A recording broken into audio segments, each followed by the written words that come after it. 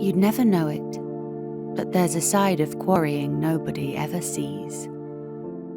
When the sun sets and the crews leave, when the gates lie locked and the site sits silent and still, quarries offer up their secrets to those who know where to look. Welcome to the secret life of quarries.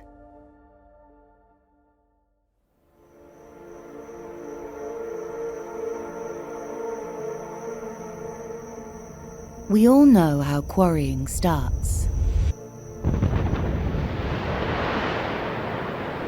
Holes are bored, explosive is poured, and tons of solid stone are blasted out of the ground. But where does quarrying end? After blasting and extracting and hauling, what lies in store for our stone? Stone ends its journey at the yard. But to reach its destination, it must first get past the gatekeeper, the crusher. Always hungry, never satisfied. Every grain of stone that wants to reach the yard must first pass through the belly of the beast.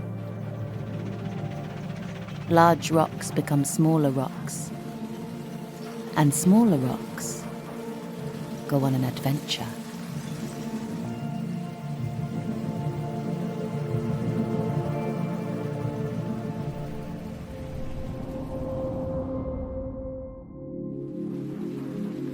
Once swallowed, the rocks that remain travel dozens of meters up and hundreds of meters along to reach the secondary crusher. Smaller than the primary crusher, but no less voracious, the secondary crusher chews up whatever oversized rocks are left before spitting them back out onto the belt. The now shattered stone enters the silo, where it's either stored for another day or moves on into the plant.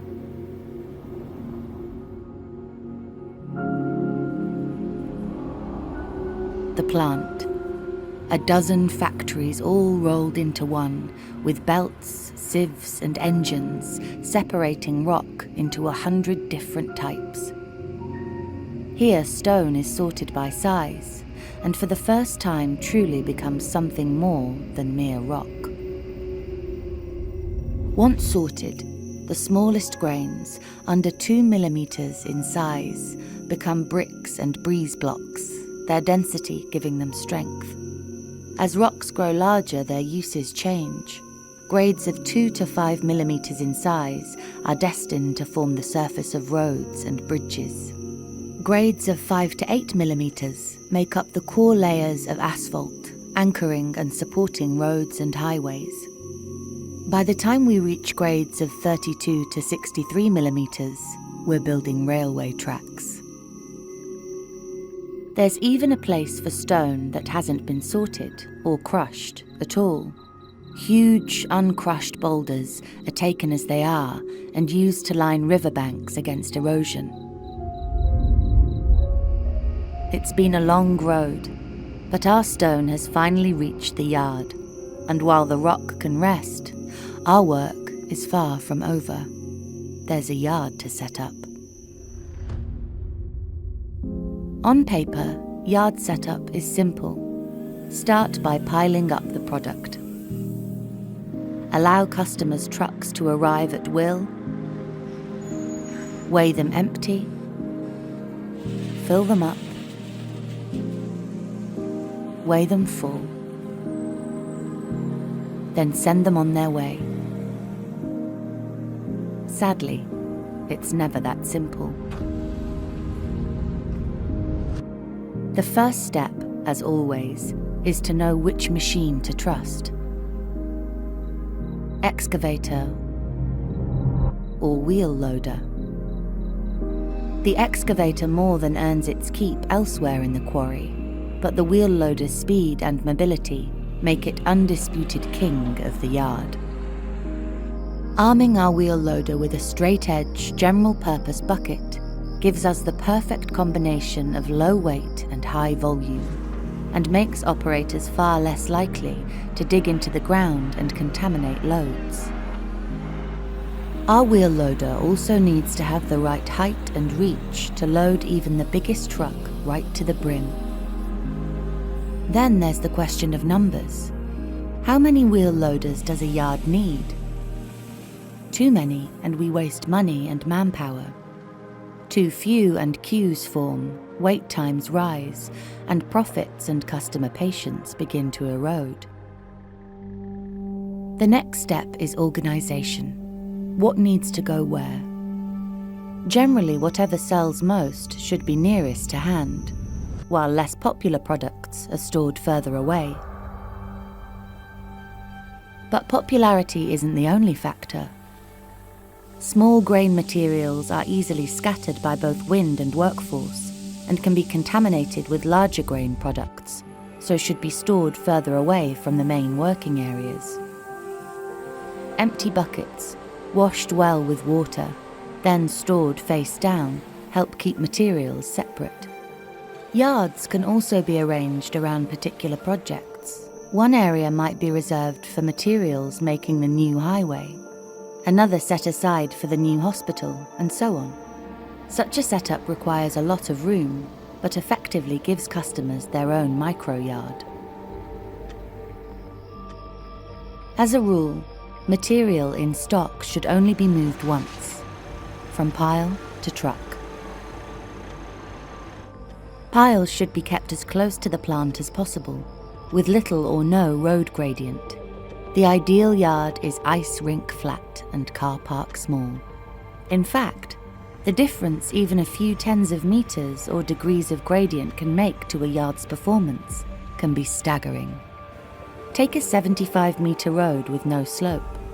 A typical wheel loader reaches the pile, dumps, and returns in less than 45 seconds. But make the same road a little longer, say 130 meters, and this jumps to nearly 65 seconds. What's true for piles is true for trucks too. The closer a customer can get to the loader, the better. Over the course of a year, the same operator driving the same machine would spend 260 more hours at the wheel and burn almost 35% more fuel for the same production. Another key factor is traffic, which needs to be as well organised as possible. Loading, weighing, and passing in and out must all take place simultaneously, with no collisions and no delays. Next, we need to consider our machines and the people inside them. Should a single wheel loader break down, or just one operator be unavailable, the entire yard operation is at risk. Organising operators and machine maintenance schedules might not be glamorous, but it's the glue that holds a yard together. With the yard set up, we can turn our attention to the only thing customers truly care about: minimising turnaround time. Customers know time is money and expect to be in, loaded, and back out on the road in minutes. But with no way of knowing how many customers will show up at any one time, keeping turnaround times down can be tricky, and queues can form before, at, and after the weighbridge. Loading a customer's truck is a tricky business. Load too little and we waste time and fuel for both parties. But load too much, beyond their road legal weight, and we could get customers into real trouble and cost them real money. And all too often, the only way to deal with a badly loaded truck is to tip everything out and start again, doubling time spent and fuel used. To avoid all this, most quarries and almost all modern machines now use payload management systems. These allow operators to see payload weights in real time and make perfect loading weights the rule rather than the exception. As the customer leaves, the truck is weighed, amount and type of material is confirmed, and the final transaction takes place. At long last, our stone leaves the quarry and goes forth to build another home, hospital, or highway.